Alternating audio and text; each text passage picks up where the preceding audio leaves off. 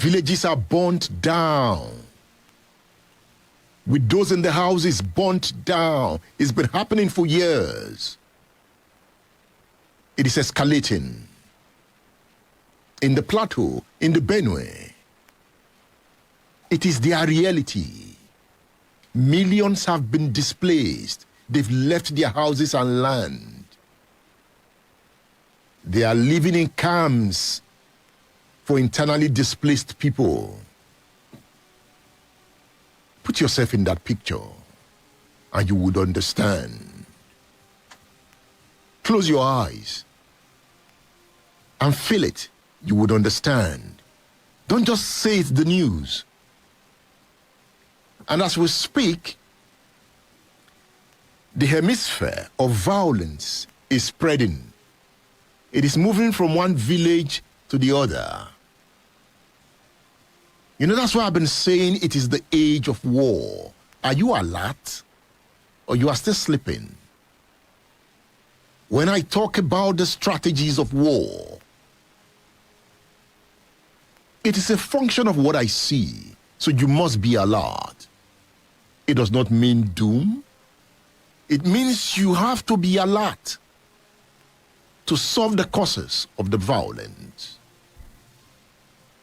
If you are not alert to solve it, it will get to you. It will expand. It's in the plateau, in the Benue. It's in Kaduna. There is genocide. The Plateau State Governor cries, who is committing the genocide? Where are they from?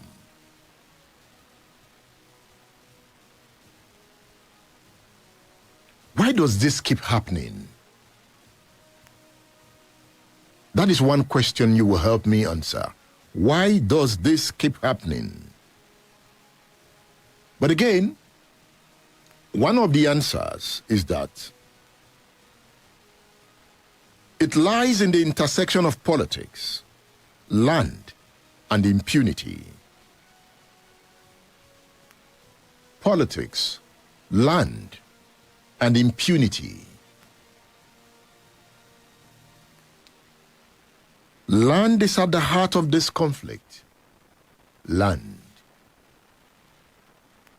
Plateau's fertile soil is a prize, and the systematic displacement of indigenous Berom communities opens the door for demographic re-engineering. This is not conspiracy theory.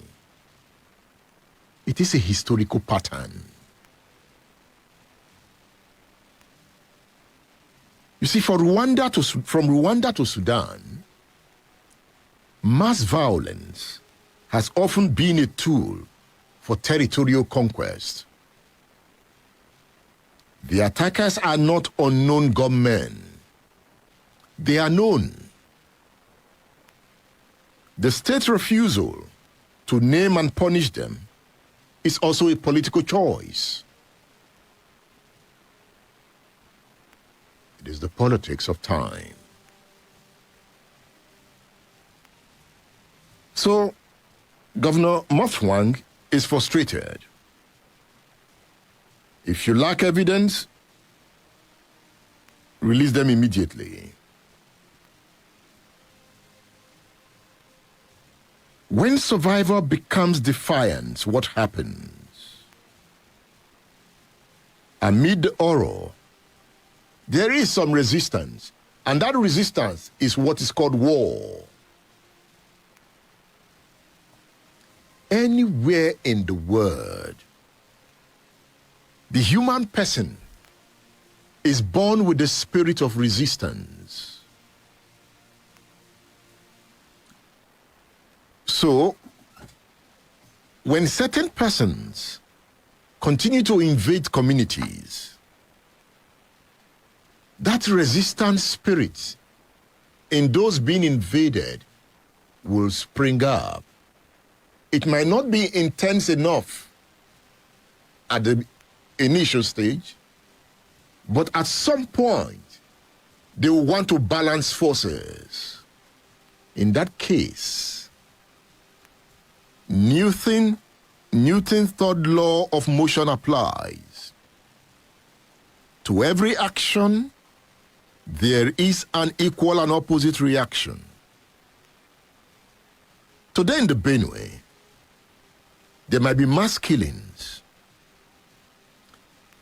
But if the state do not intervene appropriately, there will be a resistance that will match the action of the killers. And that is war. That is war. It will trigger it. That is why I talk about the art of war. In some Igbo villages today, I was speaking with a former governor of Imo State. I wasn't surprised that for some years, he hasn't gone to his village. For an Igbo man not to go to his village, you know what that means? The village of an Igbo man is the heart of the Igbo man. So the Igbo man goes to the village. No matter where the Igbo man goes, there's something inside him. He has a home. He must go back there.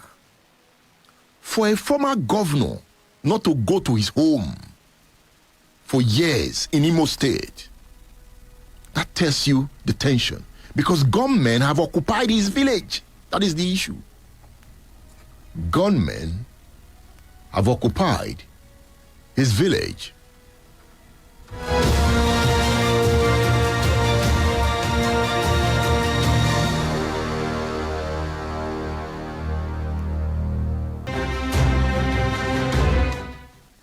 So that is the picture. That is the picture. He can't go to his village. Gunmen have occupied his village. In recent time, I went to my village. I know a route that normally takes me closer to my village. But by the time I was at Onitsha Bridge, I was being called, please don't take this road anymore. I was asking why. They said, don't ask why, take this road. Why? Gunmen have occupied the village. They have taken it over. They've become government. They are running the village. And at the other side, you have soldiers. The soldiers know that they are there. Not that they don't know. But to go take them out is to confront them. And to confront them is to open fire. And the boys are capable. It doesn't mean the Nigerian team cannot defeat them.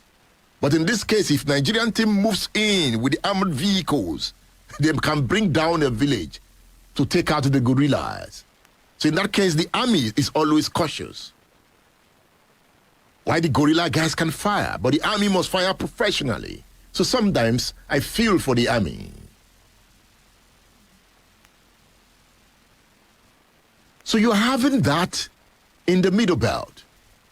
You know, at some point we were screaming the Middle Belt, Plateau, Benue. Now I have given you examples in Imo State, in Anambra State. I took a tour of some places in Okigwe, those areas. I was doing a study. I took a tour. I got to a point, the gully erosion I saw. I was standing a distance, but it was like I wanted to fall inside. It was attracting me, like it wants to swallow me. It has destroyed that zone. Massive gully erosion. Like the earth was cracking and dying, as if I was going to fall in.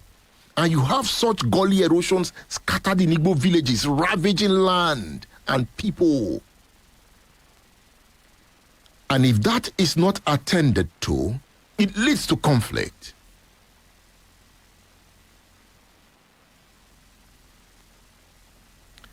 Let me bring in Professor Gbemisola Ash.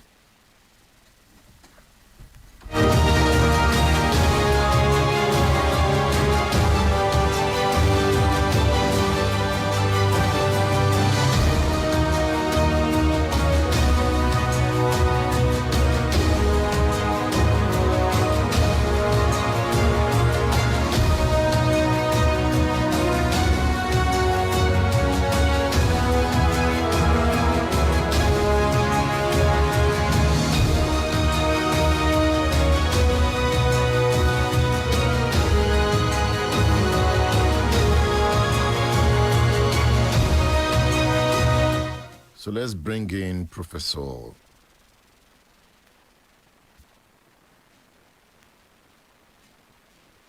Gbemishola Animashaun of the University of Ilorin. He talks about the definition of the conflict in the Middle Belt. He's using Benue as a case study.